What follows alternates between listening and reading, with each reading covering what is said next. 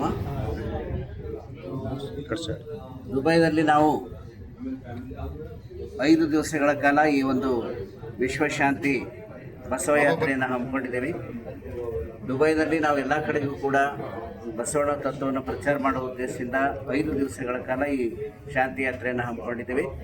ಇವತ್ತು 14ನೇ ತಾರೀಕು ಭಾನುವಾರ ಅಂದರೆ ಸಂಡೇ ದಿನ ದುಬೈಯಲ್ಲಿ ನಾವು ಒಂದು ದೊಡ್ಡ ಹೋಟೆಲ್ನಲ್ಲಿ ಸಮ್ಮೇಳನವನ್ನು ಇಟ್ಕೊಂಡಿದ್ದೇವೆ. ಸ್ಥಳೀಯರು ಮತ್ತು ದುಬೈನಲ್ಲಿರ್ತಕ್ಕಂತಹ ಕನ್ನಡಿಗರು ಬಸವ ಭಕ್ತರು ಕೂಡ ಇದರಲ್ಲಿ ಸಾಕಷ್ಟು ಜನ ಭಾಗವಹಿಸಿದ್ದಾರೆ. ನಮ್ಮ ಜೊತೆಯಲ್ಲಿ 40 ಜನ ಇಂಡಿಯಾದಿಂದ ನಾವು ಬಂದಿದ್ದೀವಿ. ಇದು ಅಂತಾರಾಷ್ಟ್ರೀಯ ಮಟ್ಟದ ಬಸವ ತತ್ವ ಸಮ್ಮೇಳನ ಇವತ್ತಿನ ದಿವಸ ನಡೀತಾ ಇದೆ. ನಮ್ಮ ಉದ್ದೇಶ ಏನಂದರೆ ಬಸವ ತತ್ವವನ್ನು ನಾವು ಜಗತ್ತಿನಾದ್ಯಂತ ಪ್ರಚಾರ ಮಾಡಬೇಕು ಅನ್ನುವಂಥ ಉದ್ದೇಶದಿಂದ ಈ ಸಮ್ಮೇಳನವನ್ನು ಹಮ್ಮಿಕೊಂಡಿದ್ದೀವಿ.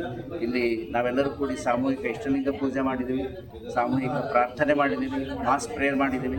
ಯಾಕಂದರೆ ಇದು ಮಾಡೋ ಉದ್ದೇಶ ಏನು, ಅಂತಾರಾಷ್ಟ್ರೀಯ ಬಸವ ತತ್ವ ಸಮ್ಮೇಳನಗಳಂದರೆ ನಮಗಿಂತಲೂ ಹಿಂದೆ ಹುಟ್ಟಿರ್ತಕ್ಕಂತಹ ಗುರುನಾನಕರಿಂದ ಹುಟ್ಟಿರ್ತಕ್ಕಂತಹ ಸಿಖ್ ಧರ್ಮ ಆಗಿರ್ಬೋದು ಅಥವಾ ಬೇರೆ ಬೇರೆ ಪಂಥಗಳಾಗಿರ್ಬೋದು. ಉತ್ತರ ಕರ್ನಾಟಕ ನ್ಯೂಸ್, ಇದು ಕನ್ನಡದ ಉಸಿರು.